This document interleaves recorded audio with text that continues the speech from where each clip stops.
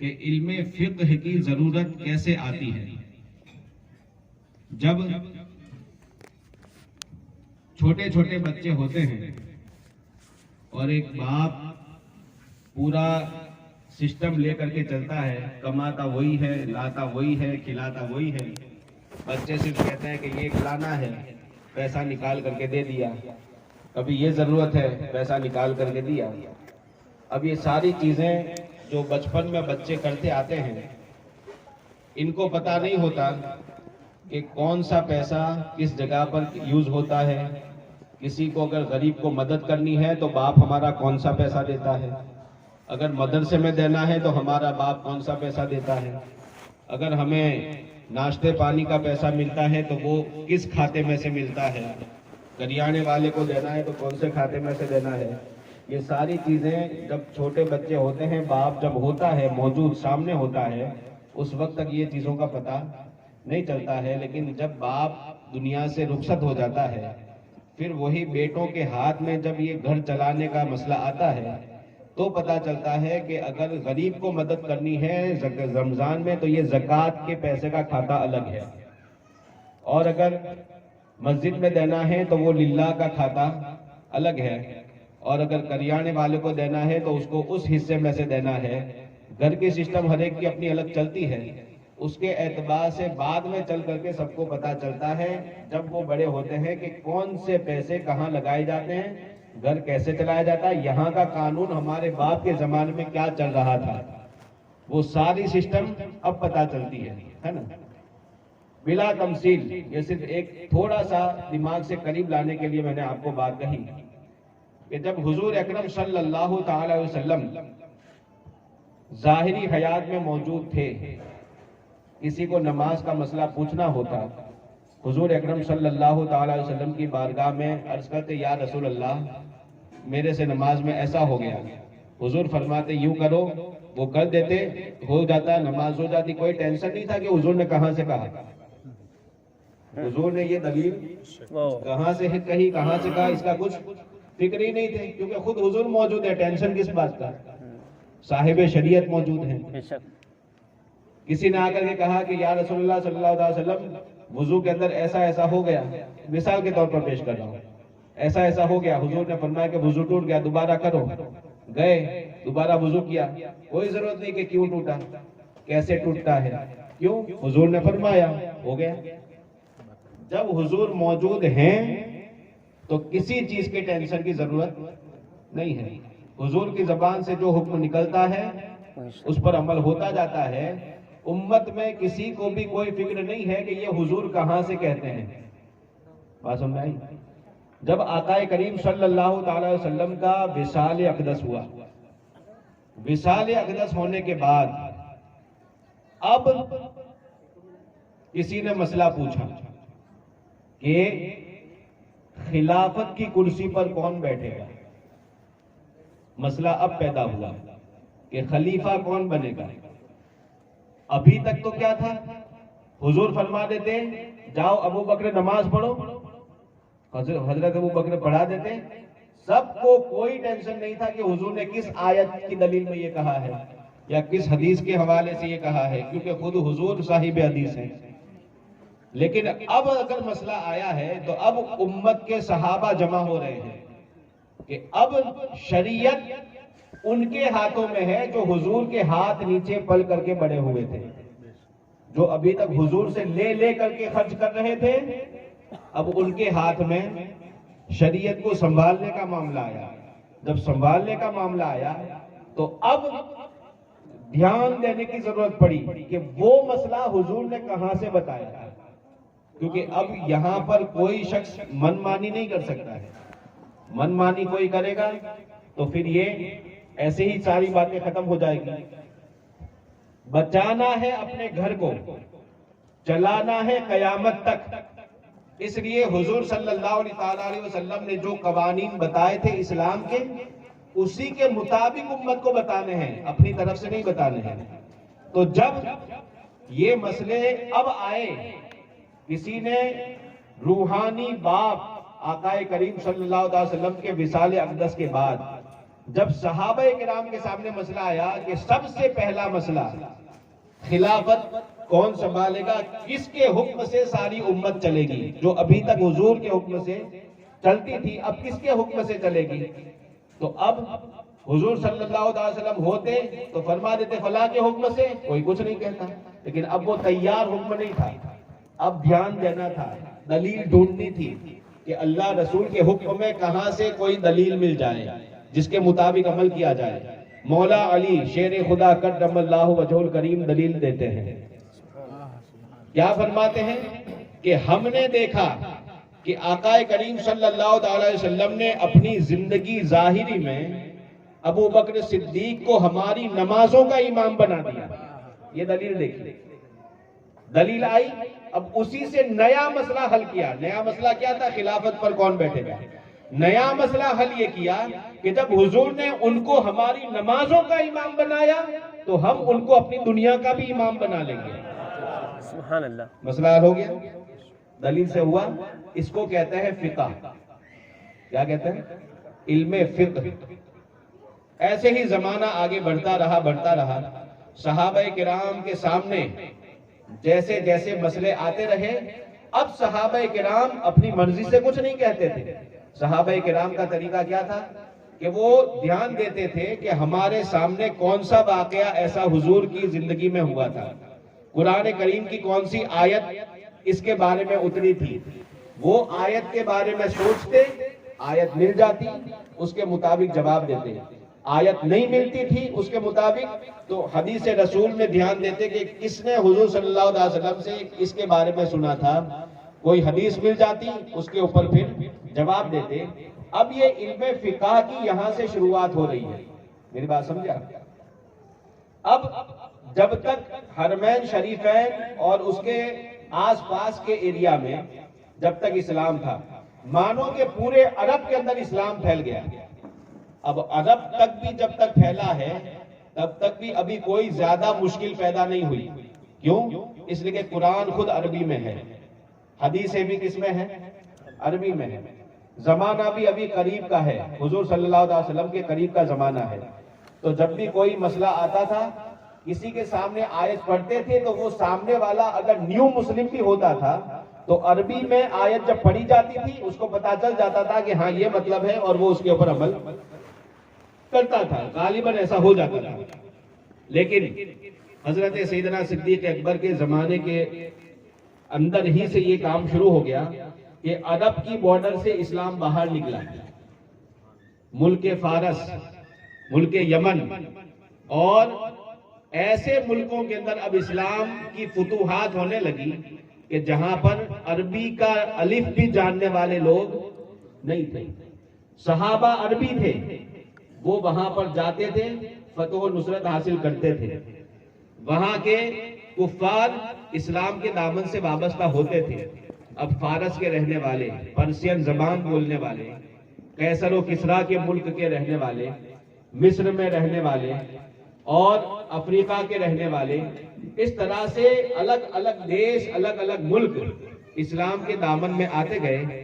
اب جیسے جیسے اسلام کے دامن میں آتے گئے، ظاہر بات ہے کہ ہمارے یہاں پر کھانے پینے کا انداز الگ ہے، ہمارے یہاں رہنے سہنے کا انداز الگ ہے۔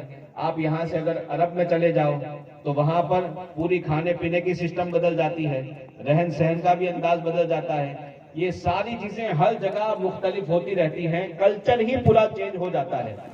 اب جو الگ الگ ملک اسلام کے اندر آ گئے، اب سب کو ایک ہی اللہ کے قانون کے اندر سب مسلمانوں کو باندھ کے رکھنا ضروری ہے قیامت تک۔ اسلام مذہب کس کو کہتے ہیں کہ جو بھی اپنی عبادتیں کرو، جو بھی اپنے معاملات کرو، دنیا میں جو بھی کرنا ہے، اسلام کا حکم یہ ہے کہ سب کو اللہ کے حکم کے اوپر چلنا ہے۔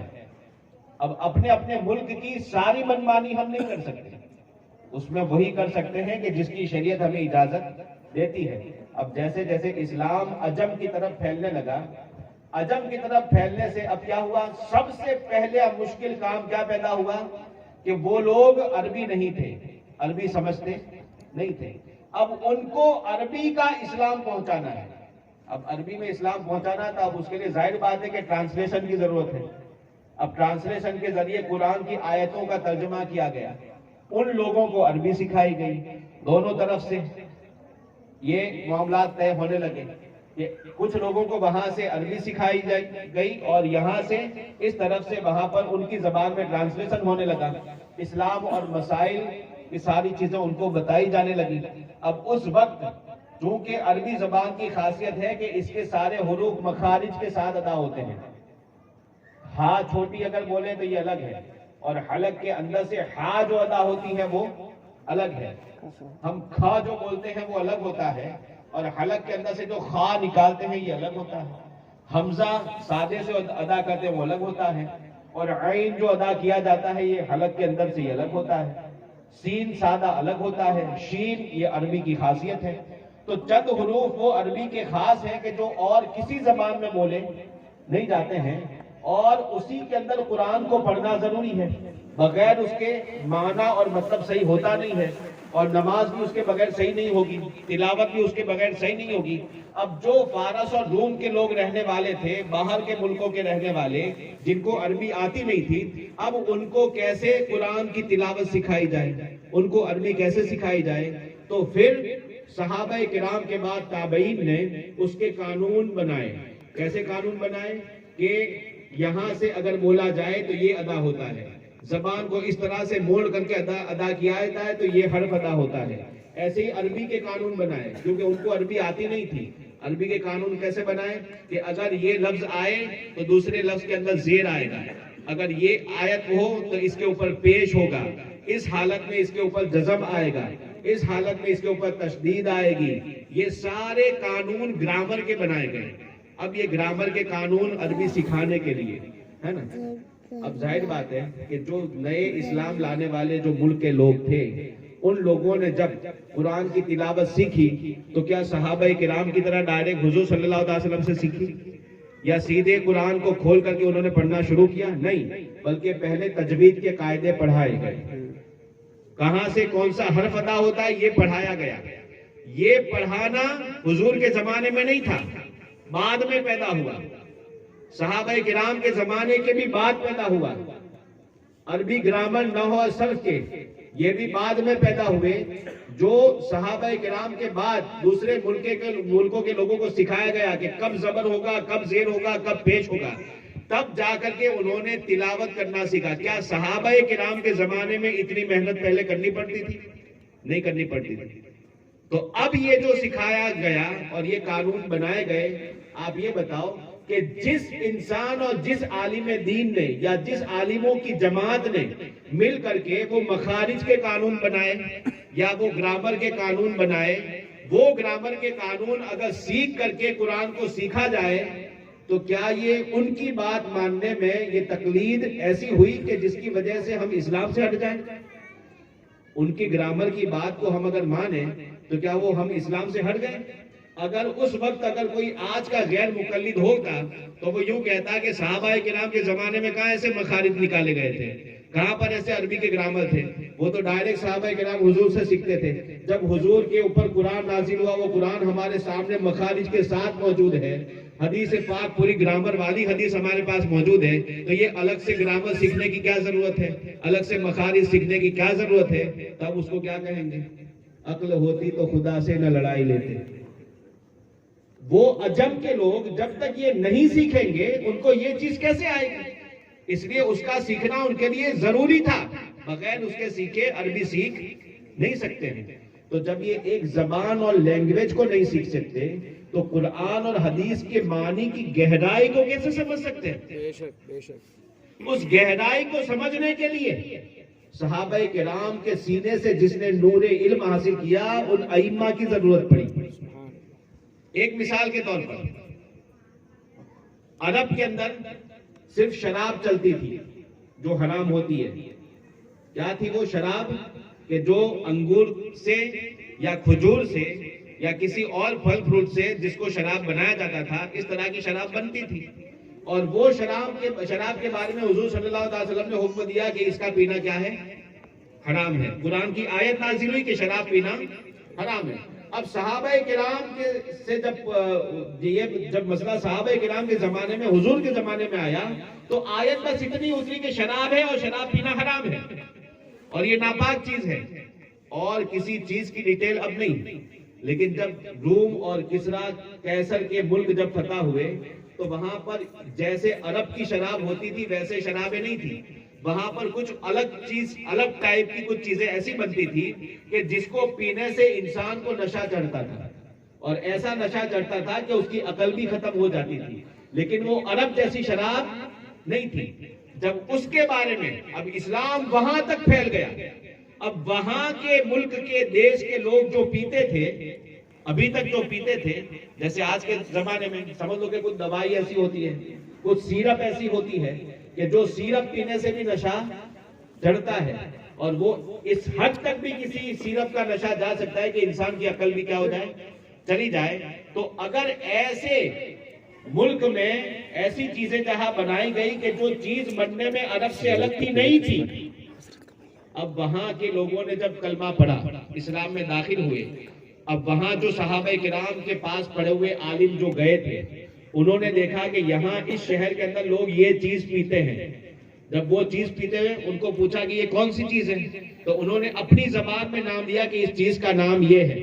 بنتی کیسے ہے؟ تو انہوں نے وہ طریقہ بھی الگ بتایا جو عرب میں تھا، اس سے بالکل الگ طریقہ تھا۔ اس طریقے سے بنتی بھی تھی اور نام بھی اس کا الگ تھا۔ اب وہاں کے عالم اگر وہاں لوگ ان کو پوچھے کہ یہ ہم پی سکتے ہیں کہ نہیں پی سکتے، تو ان کو کیا مسئلہ بتائیں؟ ان کو آج کے غیر مقلد کی طرح، بیوقوفی کی طرح جواب دیں کہ جا کر کے حدیث میں دیکھ لے، حدیث میں لکھا ہوا ہے سب کچھ، قرآن میں دیکھ لے، قرآن میں لکھا ہوا ہے سب کچھ۔ یہ ایسی بیوقوفی والے لوگ ہیں کہ جن کو پتہ ہی نہیں چلتا کہ اسلام کتنا لچکدار مذہب ہے، کتنی خوبیوں کا حامل ہے۔ جب ان لوگوں نے نئی چیز کے بارے میں مسئلہ پوچھا تو ہمارے امام اعظم جیسے لوگ اس وقت موجود تھے، انہوں نے اس آنے والے کو ڈائریکٹ سونپا نہیں کہ میری تقلید مت کر، جا حدیث کے پاس چلا جا، کیونکہ ان کو پتا ہے کہ یہ حدیث سمجھ نہیں سکتا۔ اس لیے انہوں نے بیچ میں رہ کر کے پہلے قرآن کی آیت اور حدیثوں کے اوپر غور کیا اور اپنا دماغ لگایا کہ آخر اس چیز کو اللہ نے حرام کیوں کیا ہے، رسول اللہ صلی اللہ تعالی علیہ وسلم نے حرام کیوں کیا ہے۔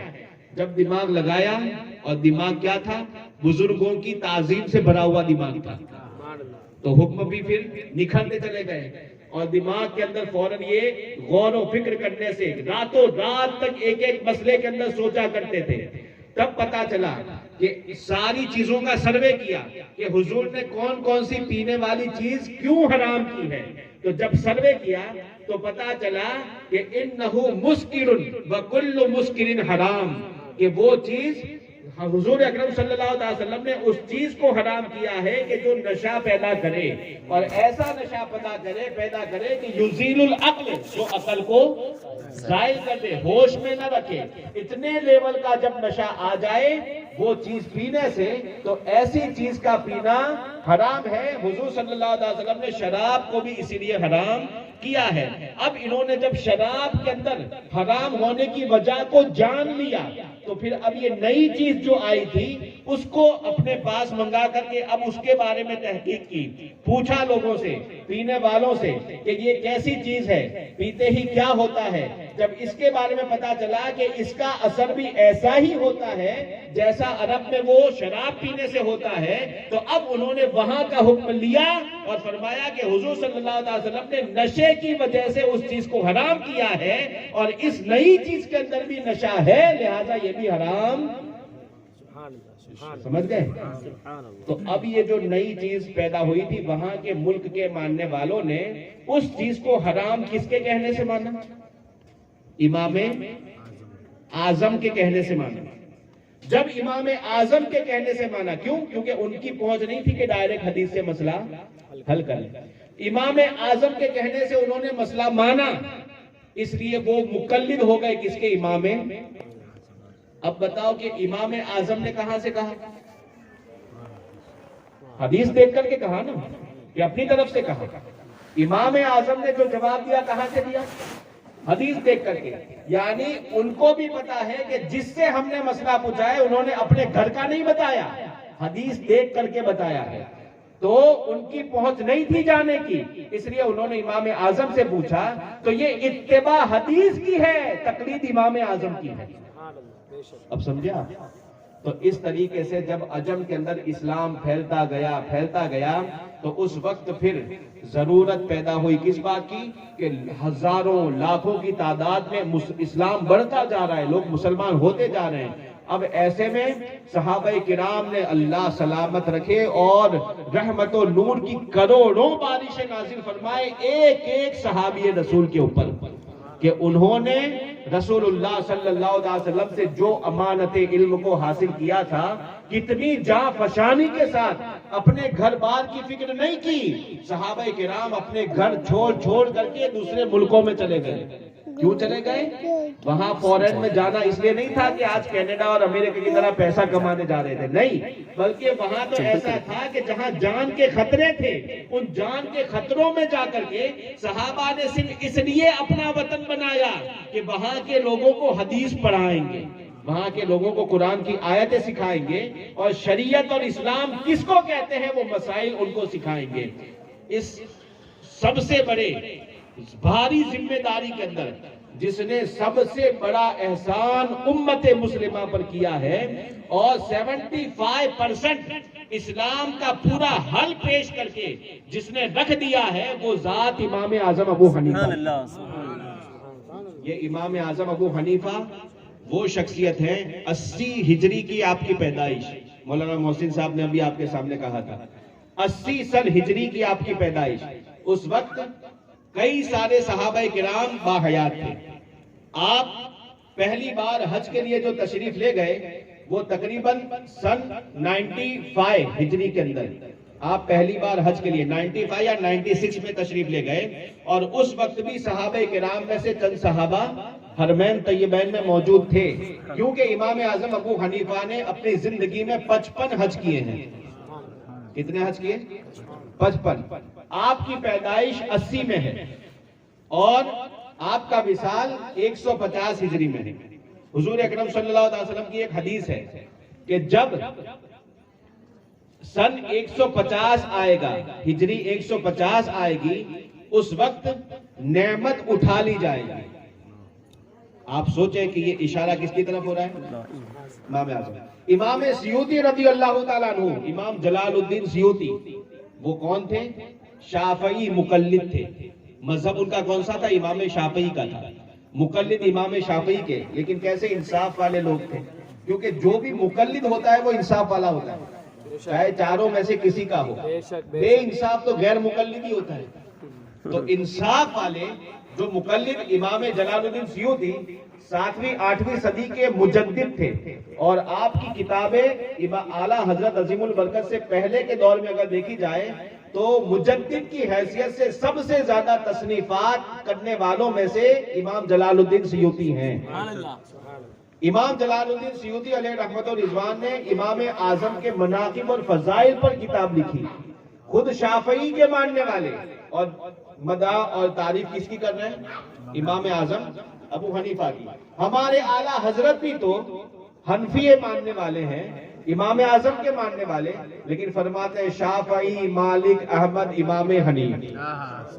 یہ احاطہ انصاف اس کو کہتے ہیں کہ چاروں مذہب حق ہیں اور چاروں مذہب کے ماننے والوں کی ہم قدر کرتے ہیں، لیکن چاروں مذہب والے ہوں تبھی، بے مذہب کی نہیں اور غیر مقلد کی نہیں، کیونکہ یہی چار مذہب اہل سنت کی یہ پہچان ہے اور قیامت تک یہی پہچان رہیں گے۔ بہرحال تو امام جلال الدین سیوطی علیہ رحمت و رضوان نے ایک حدیث نقل کی، بہت بڑے محدث تھے، آپ کی جمع الجوامع ایک کتاب ہے، ساری کتابیں حدیث کی جمع کر کے انہوں نے کتاب لکھی، تقریباً 29 یا 30 والیوم کے اندر، جلدوں کے اندر وہ پوری کتاب، وہ جامع کبیر کے نام سے بھی جانی جاتی ہے۔ وہ امام جلال الدین سیوطی نے ایک حدیث پاک حضور اکرم صلی اللہ علیہ وسلم ارشاد فرماتے ہیں کہ میری امت میں چند وہ ہوں گے یا ایک وہ ہوگا کہ اگر علم دین آسمانوں کے اوپر جو سریا ستارہ جو سب سے اونچائی پر ہوتا ہے، اگر سریا پر بھی علم رکھ دیا جائے تو میری امت میں ایک شخص اتنی بلندی پر پہنچے گا کہ علم کو وہاں سے بھی حاصل کر لے۔ امام جلال الدین سیوطی نے اس کا مطلب نکالا کہ یہ اشارہ ہے امام اعظم ابو حنیفہ کی طرف۔ تو بہرحال امام اعظم ابو حنیفہ کی تو یہ شان تھی کہ جس کی بشارتیں حدیث میں موجود ہیں۔ آپ کا علم کیسا؟ حضرت امام اوزاعی رضی اللہ تعالیٰ عنہ، یہ امام اوزاعی حضرت امام زہری کے شاگردوں میں سے ہے، اور امام زہری نے ڈائریکٹ صحابہ کرام سے حدیثیں دی ہیں۔ تو یہ امام اوزاعی جو لاکھوں حدیثوں کے حافظ تھے اور امام اعظم ابو حنیفہ کے حدیث میں استاد ہیں، ایسے یہ امام اوزاعی آپ بیٹھے ہوئے تھے کہ چند لوگ آپ کے پاس آ کر کے کچھ دینی مسئلے پوچھیں کہ اس کا کیا حکم ہوگا، یہ جائز ہے یا ناجائز، یہ حرام ہے یا حلال ہے، چند مسائل پوچھیں۔ سارے سوال جب ختم ہوئے تو امام اعظم ابو حنیفہ پاس میں ہی بیٹھے ہوئے تھے، حدیث پڑھنے کے لیے وہاں پر آیا کرتے تھے۔ جب وہ حدیث کا علم کیسا ہوتا ہے کہ محدث اپنی، جیسے ایک حافظ قرآن ہوتا ہے، حافظ قرآن ایک زبر زیر کے فرق کے بغیر پورا قرآن جیسا ہے ویسا آپ کو سنائے گا۔ اسی طریقے سے حافظ الحدیث اس کو کہتے ہیں کہ جو حدیث کو اس طرح سے سنائے کہ ایک زبر زیر اور نقطے کا بھی فرق نہ آ سکے، ایسے وہ حدیث بیان کریں۔ الحمدللہ محدثین یہ اس امت کا ایک حضور صلی اللہ علیہ وسلم کا معجزہ محدثین بھی ہیں، جیسے بکا ہیں ایسے محدثین بھی ہیں کہ ایسے محدث پیدا ہوئے اس امت کے اندر، اللہ نے ان کو وہ ذہن عطا فرمایا کہ حضور کی کسی کو 5 لاکھ حدیثیں ایسی ہی یاد ہیں، کسی کو 6 لاکھ حدیثیں، کسی کو 7 لاکھ، کسی کو 8 لاکھ، اس طرح سے لاکھوں حدیثیں۔ اور وہ تو صرف حدیثیں وہ حدیثیں کس چین سے کتنے راویوں سے آئی ہیں، وہ سارے راویوں کے ساتھ حدیثوں کو جو یاد کر لیتے تھے۔ اور ایسے ائمہ گزرے ہیں، انہی میں سے جلیل القدر امیر المومنین فی الحدیث جس کو کہا جاتا ہے، وہ سب سے پہلے امام مالک ابن انس جس کو عالم مدینہ کہا جاتا ہے، اور ایسے امام بخاری رضی اللہ تعالیٰ عنہ۔ تو وہ ایسے حدیث والے تھے کہ جو عربی بھی ان کی ایسی تھی، عرب کے رہنے والے، عربی جاننے والے، اور محدث حضرات ایسے تھے کہ جو حدیث پڑھتے تھے اور سمجھتے بھی تھے، لیکن حدیث کی گہرائی میں جانا یہ ایک الگ ہی فن ہے۔ امام اوزاعی جو لاکھوں حدیثوں کے حافظ ہیں، وہ بیٹھے سنا رہے ہیں، سمیت زہری، سمیت سالمن، سمیت عطا ابن رباح، اس طرح سے کہہ کر کے وہ حوالے کے ساتھ حدیثیں پیش کر رہے ہیں کہ حضور صلی اللہ علیہ وسلم نے یہ فرمایا۔ ہزاروں کی تعداد میں ان کے اندر، ہال کے اندر، مسجد کے اندر یہ شاگرد آتے ہیں، جو امام اوزاعی بیان کرتے ہیں وہ حدیث کچھ لکھتے ہیں، کچھ ذہن میں رکھتے ہیں، اور ہزاروں قسم کے شاگرد حدیثیں لے کر کے جا رہے ہیں۔ ایسا امام اوزاعی کا جو کوفہ کے اندر مدرسہ تھا، ایسے ہی امام مالک ابن انس کا مدینہ الرسول میں مسجد نبوی شریف میں مدرسہ چلتا تھا، اور لوگ جوق حدیثیں سننے کے لیے، پڑھنے کے لیے آتے تھے، یاد کرتے تھے۔ اور انہی ہزاروں شاگردوں میں سے کئی 100 ایسے ہوتے تھے کہ جو اپنے استاذ کی طرح لاکھوں حدیثوں کے حافظ ہو جاتے تھے، کچھ لکھ لیا کرتے تھے۔ تو امام اوزاعی اپنے مسند حدیث پر بیٹھ کر کے حدیث پڑھا رہے تھے۔ اتنے میں ایک شخص آیا اور کچھ مسئلے پوچھے۔ امام ابو حنیفہ حدیث پڑھنے کے لیے آئے ہیں، یاد کرنے کے لیے۔ اب انہوں نے کہا کہ ما تقول فیہا یا ابا حنیفہ، اے ابو حنیفہ ان مسئلوں کے اندر تمہارا کیا کہنا ہے؟ اللہ اکبر۔ استاذ شاگرد سے جب پوچھے کہ تم کیا کہتے ہو اس کے بارے میں، تو امام اعظم ابو حنیفہ نے ایک لائن سے سارے مسئلوں کا جواب دیا، اس مسئلے کا یہ، اس مسئلے کا یہ، اس مسئلے کا یہ۔ اب جب یہ سارے مسائل کے جواب دے چکے، فرماتے ہیں مما تقول ھذا، انہوں نے کہا کہ یہ سارے مسائل کے جواب کہاں سے دے رہے ہو؟ امام اوزاعی کے سامنے امام ابو حنیفہ عرض کرتے ہیں حضور آپ ہی نے یہ حدیثیں مجھے پڑھائی ہیں۔ کون سی؟ تو پھر اشارہ کرنا شروع کیا کہ پہلا مسئلہ آپ نے وہ حدیث بیان کی تھی اس دن، اس میں سے ہے یہ۔ دوسرا مسئلہ اس دن امام اوزاعی کو ساری حدیثیں یاد تھی، لیکن مسئلہ نکالنا یہ الگ فضل ہے. ذالک فضل اللہ یؤتیہ من یشاء.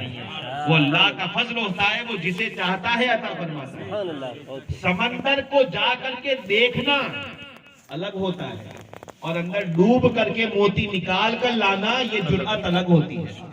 اس کے لیے سینے میں دم الگ چاہیے. وہ امام اوزاعی رضی اللہ تعالیٰ عنہ فرماتے ہیں کہ یا معاشر الفقہاء انتم الاطباء ونحن الصیادلہ. اے فقیہوں کی جماعت، جس کو فقہ کا علم حاصل ہو اس کو فقہا کہتے ہیں. اے فقہا کی جماعت، ڈاکٹر تو تم لوگ ہو، طبیب تو تم ہو، کہ تم کو پتا ہے کون سے درد کی کون سی دوا ہے، کون سے درد کی کون سی ٹیبلٹ ہے اور کون سی دوا ہے، یہ تمہیں پتا ہے. وَنَحْنُ الصَّيَادِلَةُ. ہم محدث لوگ جو ہیں حدیثیں جو زبان سے یاد کر کے سنا دیتے ہیں، اگرچہ لاکھوں حدیثیں ہوں، ہم تو میڈیکل سٹور والے ہیں. ہم کون ہیں؟ میڈیکل سٹور والے. ہمارے پاس دواؤں کا ذخیرہ ہے، لیکن کوئی ڈائریکٹ مریض اگر ہمارے پاس آئے اور کہے کہ مجھے آنتڑے کے اندر درد ہوا ہے دوا دو، تو ہمارے پاس ہوتے ہوئے ہم دے. یہ تمہاری خوبی ہے کہ تم دواؤں کو سلیکٹ کر کے دیتے ہو. وَأَنْتَ يَا أَبَا حَنِيفَةَ جَمَعْتَ كِلَا الطَّرَفَيْنِ. ابو حنیفہ تیری تو بات ہی الگ ہے. تو تو جہاں فقیہ ہے وہاں محدث بھی ہے. تو نے تو ڈاکٹری بھی کر لی اور تو نے دواؤں کی دکان بھی کھول لی.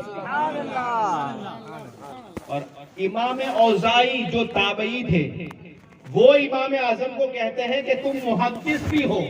اور آج کا یہ محدث کہتا ہے کہ امام اعظم کو حدیث پتہ نہیں تھی. آج کا غیر مقلد ان کی کتابوں میں دیکھو، ان کے واٹس ایپ وغیرہ کے اسٹیٹس وغیرہ دیکھو، کہیں کہیں مل جائے گا کہ امام اعظم کو حدیث یاد نہیں تھی. اور حدیث یاد نہیں تھی تو یہ سب شریعت کے احکام کہاں سے لائے؟ امام اوزاعی فرماتے ہیں، علامہ یحییٰ ابن معین، امام یحییٰ ابن معین یہ اتنے بڑے محدث ہیں، نقد الرجال کے ماہر ہیں، کہ جن کو 7 لاکھ سے زیادہ حدیث یاد تھی. اور ایسے امام کہ جن کا زمانہ تیسری صدی کا تقریباً زمانہ یا دوسری صدی کے بعد کا زمانہ گزرا ہے. امام احمد ابن حنبل کے ساتھ والوں میں سے ہیں یہ امام یحییٰ ابن معین. ان کے ذہانت کا آپ اندازہ لگاؤ کہ دوسری تیسری صدی تک حدیث کے جتنے راوی، صرف مثال کے طور پر 5 لاکھ حدیثوں کے راوی جتنے تھے، صرف ذہانت آپ سوچو، 5 لاکھ حدیثیں جو ان کو یاد تھی. ایک مثال، صرف مثال، ان کو تو اس سے زیادہ تھی لیکن صرف ایگزامپل. 5 لاکھ حدیثیں جو ان کو یاد تھی، ہر حدیث کے اندر جو چین تھی، یحییٰ ابن معین نے جس سے سنی تھی، انہوں نے جس سے سنی، صحابی تک پہنچنے تک کم سے کم بیچ میں 3-4 لوگ آتے تھے. کتنے لوگ؟ 3-4 لوگ کم سے کم آتے تھے. اب یہ ایک حدیث کے اندر اگر صرف 4 مانے، ایک حدیث کے اندر 4 لوگ مانے صحابہ کو چھوڑ کر کے، تو 5 لاکھ حدیثوں کے اندر کتنے ہو گئے؟ ہو گئے نا. اتنے لوگوں کا پوری زندگی کا بایو ڈیٹا کہ کون شخص کس نام سے کہاں رہتا ہے، اس کا استاذ کون ہے، اس کا تقویٰ کیسا تھا، علم کیسا تھا، زندگی میں کب وہ جھوٹ بولا تھا اور کس بات میں بولا تھا، یہ سارا امام یحییٰ ابن معین کو پتا. یہ ایک امام ایسے ہیں، یہ ایک امام، یہ کہتے ہیں اہل حدیث. ارے اہل حدیث بننا آسان ہے؟ کیا سمجھ رکھا ہے حدیث کو؟ یہ امام یحییٰ ابن معین جو لاکھوں راویوں کے حالات، صحیح ہے نا حضرت، لاکھوں راویوں کے حالات، انہی کے ساتھ میں امام احمد ابن حنبل، آپ لوگ بول تو نہیں ہو گئے، امام احمد ابن حنبل رضی اللہ تعالیٰ عنہ، یہ بھی فقہ اور حدیث دونوں کے شہنشاہ، جن سے حنبلی مذہب چلا ہے، اور اس حنبلی مذہب کو سلام جس کے ماننے والے غوث اعظم تھے. تو وہ امام احمد ابن حنبل رضی اللہ تعالیٰ عنہ دونوں ایک ہی زمانے کے. آپ کو صرف حدیث کی اہمیت کی بات بتاؤں، اور حدیث کی جو سند اور چین ہوتی ہے، آج کل پتہ نہیں کیا سمجھ رکھا ہے حدیث کو. جس نے آیا واٹس ایپ پر حدیث میں آیا ہے، حدیث میں آیا ہے، حدیث میں آیا ہے. یہ حدیث کو سمجھتے کیا ہو؟ کون سی حدیث کس درجے کی ہے، صحیح ہے کہ نہیں ہے، کہاں تک پہنچتی ہے، کس نے بیان کیے، تمہیں کیا پتا؟ یہ حدیث کو جاننا یہ دنیا میں انسان کے بس کی بات نہیں ہے. جس پر رب کا فضل ہوتا ہے وہی حدیث کو سمجھ سکتا ہے. سبحان اللہ. بے شک. اب یہ امام احمد ابن حنبل اور یحییٰ ابن معین دونوں حضرات ایک ہی زمانے میں تھے کہ اتفاق سے ایک مسجد میں دونوں حضرات گئے.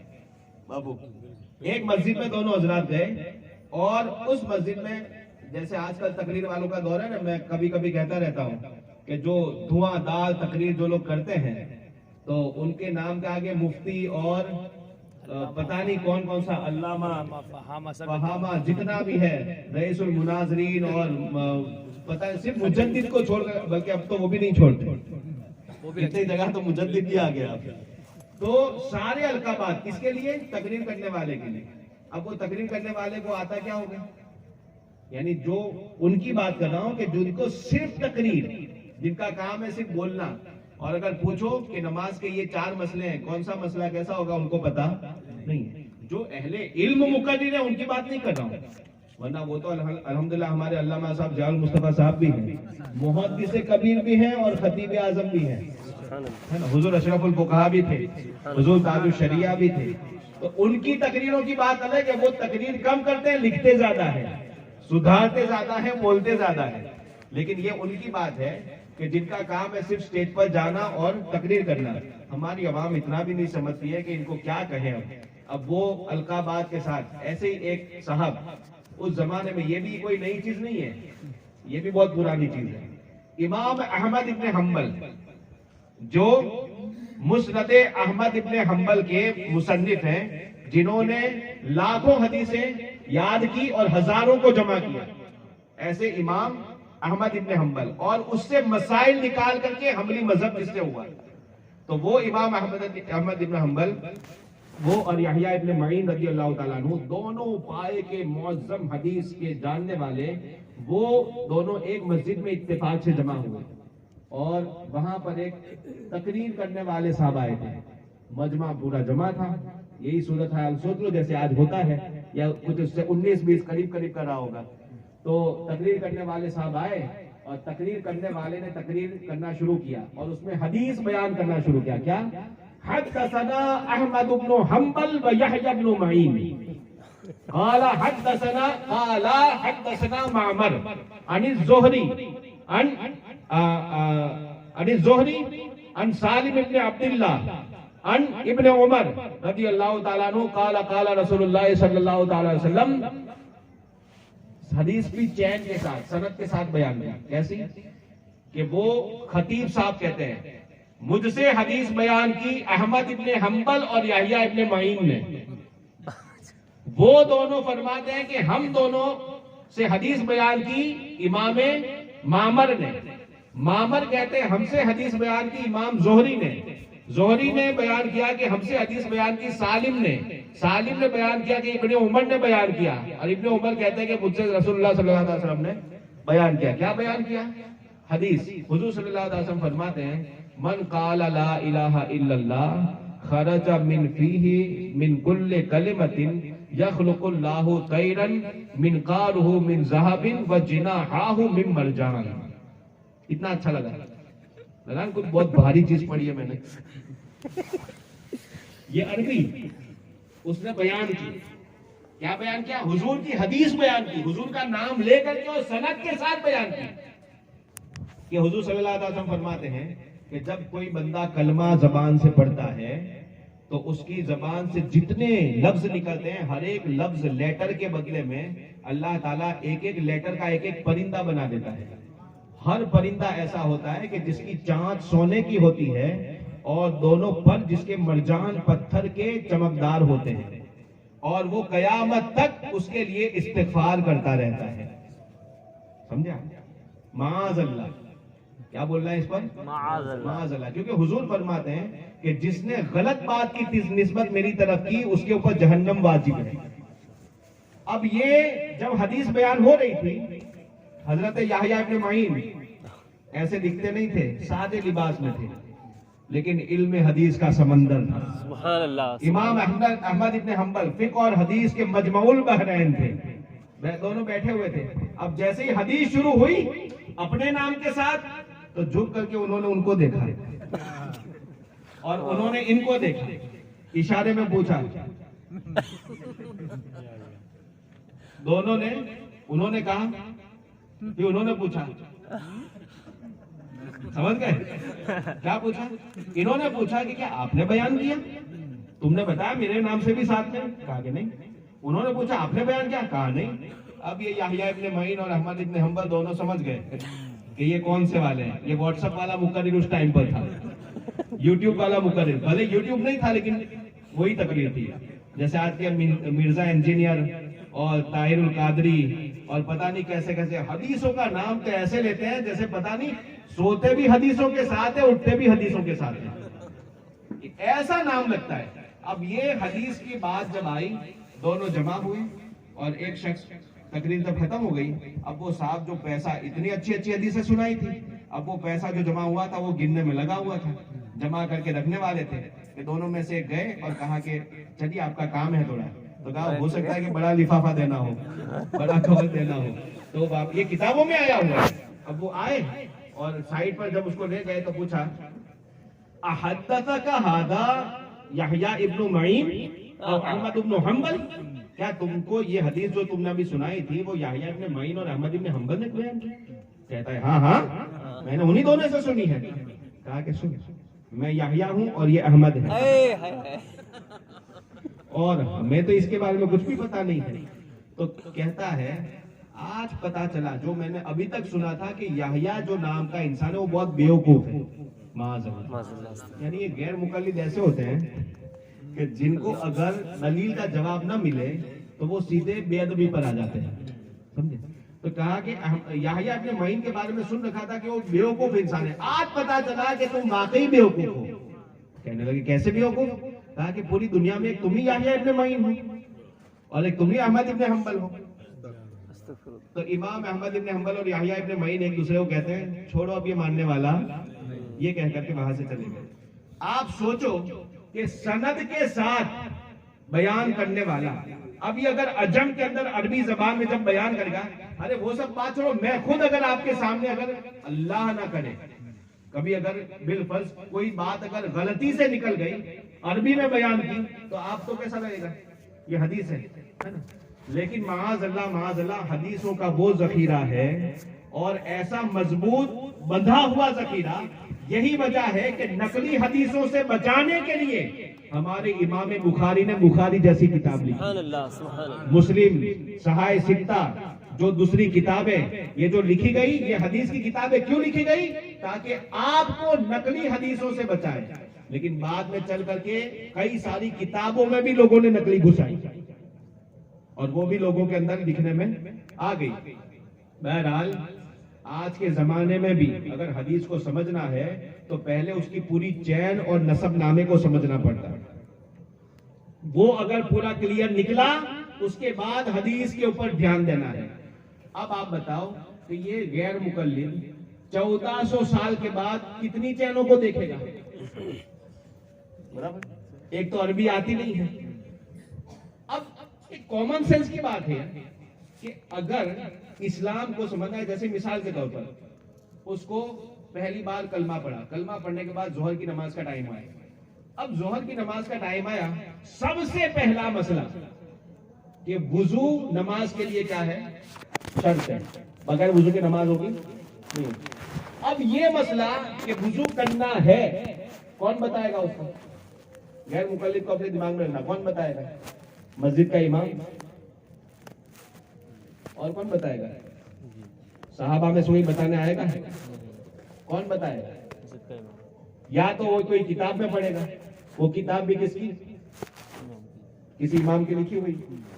تو جو بھی وہ کرے گا, ہندوستان میں رہنے والا جو ڈائریکٹ حدیث کا دعویٰ کرتا ہے, اگر وہ کہے کہ میں تو کلمہ پڑھاؤں اور میں تو اب ڈائریکٹ حدیث پر چلوں گا, تو نماز کا وقت ہو تو اس کو کہیں کہ آپ ذرا چلیے, حدیث پاک کی کتابیں ہمارے گھر میں بہت ساری موجود ہے, بخاری شریف لا کر کے میں اس کو دے دوں، تو میاں حدیث نکالو اور اس میں سے دیکھو وضو کہاں پر لکھا ہوا ہے، قرآن کی آیت نکالو، دیکھو کہاں پر قرآن کی آیت میں وضو لکھا ہوا ہے، پتا چلے گا اس کو؟ کچھ پتا نہیں چلے گا، کیونکہ حدیثیں اردو میں نہیں آئی تھی، سمجھے؟ بعد والوں نے اس کا ترجمہ کیا، تو مانو کہ چلو اب ترجمے ٹرانسلیشن پر دھیان دیتا ہے، تو ٹرانسلیشن بھی کس نے کیا ہوگا؟ ابھی کے زمانے کا قریب کا کوئی ہوگا۔ تو جب اس کے اوپر اس کو اتنا بھروسہ ہے کہ ٹرانسلیشن میں اس نے بے ایمانی نہیں کی ہوگی، 1400 سال کے بعد اپنے ملا کے اوپر اتنا بھروسہ رکھتا ہے کہ حدیث کا ترجمہ کرنے میں اس نے غلط نہیں کیا ہوگا، تو وہ تابعین کے زمانے کے خیر القرون والے امام اعظم، ان کے اوپر بھروسہ نہیں ہو سکتا کہ انہوں نے مسئلہ صحیح بتایا ہوگا؟ اب یہ کیسی کامن سینس سے ہٹ کر کے باتیں ہیں یہ سب۔ بہرحال تو حدیث کا ذخیرہ الگ ہوتا ہے اور فقہ الگ ہوتا ہے۔ امام اوزاعی رضی اللہ تعالیٰ عنہ نے جس کے بارے میں شہادت دی کہ آپ تو حدیث کے بھی امام ہیں اور فقہ کے بھی امام ہیں۔ ابھی علم کے بارے میں بہت ساری، کیا آپ کو وقت بہت زیادہ گزر گیا، ورنہ بہت ساری باتیں بیان کرتا، تو اس لیے اب جیسے جیسے زمانہ آگے بڑھا، صحابہ کرام سے جن لوگوں نے سیکھا تھا، اب وہ سب تو صحابہ کی طرح ہر ایک فرد تو اتنا ذہانت والا نہیں ہوتا، تابعین کے اندر اب تعداد کم ہوتی گئی، گنے چنے تابعین، صحابہ لاکھوں تھے، ہزاروں کی تعداد میں صحابہ کو کہا تھے، اب ان ہزاروں کے بعد یہاں سینکڑوں پر آ گئے، سینکڑوں کے اندر تابعین نے صحابہ سے سیکھا۔ اب وہ صحابہ کرام میں سے کچھ وہ تھے کہ جنہوں نے صرف حدیث کو یاد کر کے سنانا یہ اپنا کام بنا لیا، وہ اسپیشلسٹ اس کے بن گئے، اور کچھ ہی وہ تھے کہ جس کو حدیث سے فقہ کا مسئلہ نکال کر کے پیش کرنا یہ ان کا کام بن گیا۔ اب ان میں امام اعظم ابو حنیفہ ہے، امام احمد ابن حنبل بھی، اور حضرت عطا ابن رباح بھی، حضرت مالک ابن انس بھی، حضرت حماد ابن سلمہ بھی، حضرت علقمہ ابن ابراہیم بھی، اور حضرت اسود بھی۔ یہ وہ تابعین کی جماعت ہے، مشہور تابعین، کہ جن کے در سے حدیث کے ساتھ ساتھ مسائل کا ذخیرہ بھی ملتا تھا۔ اب ان کے شاگرد ہوئے، ان کے شاگردوں نے اپنے اپنے استاد نے جو حدیثوں سے مسئلہ نکال کر کے بتایا تھا وہ پھر اپنے کلاس لگائے، انہوں نے اپنی جماعتوں کے اپنے کلاس لگائے اپنے اپنے شہروں میں جا کر کے۔ پھر جو امام اعظم کے جتنے شاگرد تھے ان میں سے جن لوگوں نے اپنا کلاس آگے بڑھایا انہوں نے کس کا مسلک آگے بڑھایا؟ ظاہر بات ہے جس سے سیکھا تھا وہی مذہب آگے بڑھا۔ اسی طریقے سے جس نے جس سے سیکھا تھا وہ مسئلہ آگے بڑھتا گیا، لے دے کر کے جب دوسری صدی ختم ہو گئی تو اس وقت کے سارے علماء کرام، سارے اولیاء اعظام، سب کا اس بات پر اتفاق ہو گیا کہ سارے کلاس آئے گئے ختم ہوئے، 4 ہی مذہب ایسے بچے پورے اہل سنت میں، 4 ہی سسٹم اور 4 ہی قانون قاعدے ایسے بچے کہ جو فالوورز جن کے اس وقت تک سلامت تھے اور بڑی تعداد میں سلامت تھے اور ان کا کلاس آگے بڑھتا جا رہا تھا۔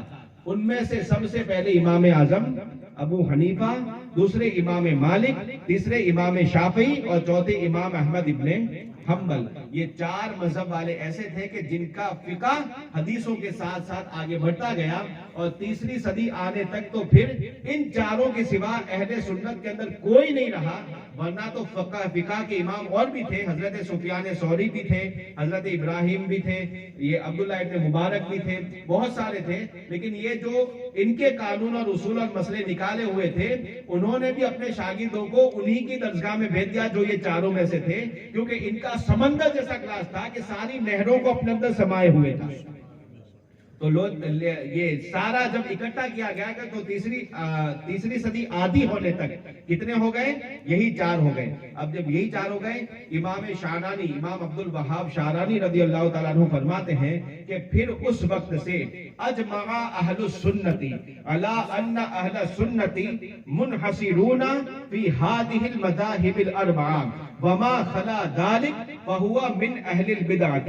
فرماتے ہیں کہ پھر اس کے بعد یہ اہل سنت کا اتفاق ہو گیا اس بات کے اوپر کہ سارے محدثین بھی یہ کہنے لگے، سارے فقہا بھی، مفسرین اور اولیاء نے بھی یہ مذہب اختیار کر لیا کہ اب کے بعد جو بھی فقہی مذہب چلے گا وہ انہی 4 میں سے چلے گا یہی چار اہل حق ہیں اور اہل سنت اور جماعت ہیں، اور جو ان سے خارج ہے وہ بدعتی ہے اور گمراہ ہے۔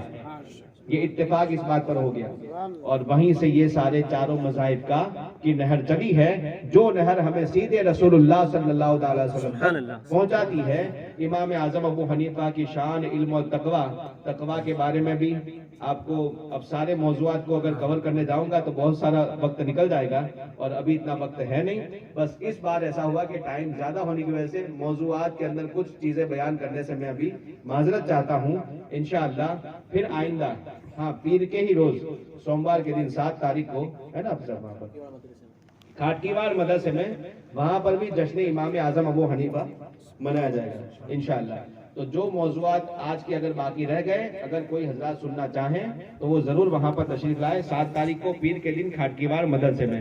اللہ رب العزت کی بارگاہ میں دعا ہے مولا تعالی ہم تمام مسلمانوں کو امام اعظم ابو حنیفہ کے فیضان و کرم سے مالا مال فرمائے، اور انہی کی اتباع میں ہمیں قیامت تک رکھے، اور میدان حشر